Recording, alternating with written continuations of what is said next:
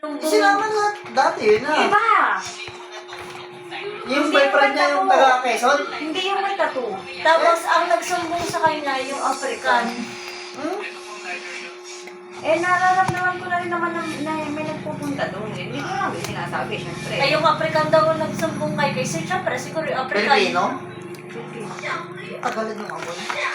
Ayun nga. Syempre, siguro yung African. Tagalan yung amon. Beg, yung African na ilang. Police kuya ang ano eh. Tumawag na sila kayo ng polis eh. Tapos ang taga pa naman Kasi naiilang yata yung African. Kasi syempre, di ba, hindi naman sila sanay din may nalitang lalaki. Sa accommodation namin dati ni Jason, may nagpupuntang babae doon. Kalapit lang namin yung shop. Oo, ba't tapos sa inyo? Yawa ni Jason yan. Hindi naman nagpapatawag. Iba-iba na yung kasinasaran ni Jason din. Kaya nga, babayero yun. Nililigaw ko nga dati. Ikaw? Ako? Oo, trip ka rin Jason. Sabi ko lang. Tama yun. Lagi lang nagme-message. Sabi. May nakain ka ba ng ganito? Basta may tigilan, may tigilan. Oo. Nagiinom pa yung kapatid ng asawa mo. Sabi, yeah, natin mag-inom. Hindi pwede. Papagalitan ko. Akikpit ko daw na kuya.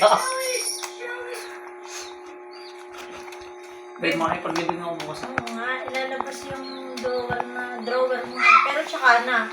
Kasi, baka malaglag pa ako dun sa higaan. Sinapak ko daw ng dalawa ng pulis eh. Paano magyoyosi daw yung lalaki? Sa harap ng pulis. Sa harap ng pulis. Ang mabait na Jewa ni Elig, yung taga Lokban, Quezon. Yung malang tattoo?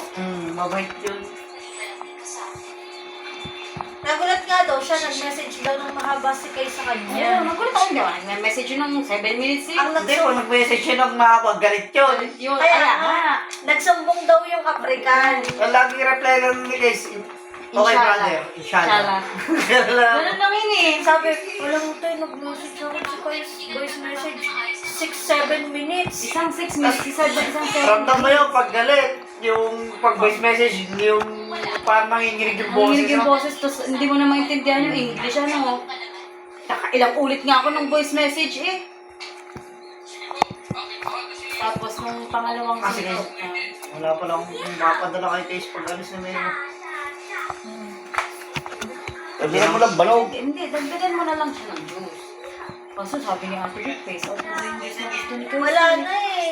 Wala, sabi. Gusto pa naman din yung juice Kaya na ano ano. daw ubus, gusto ko yung mga damit, yung gano'n na.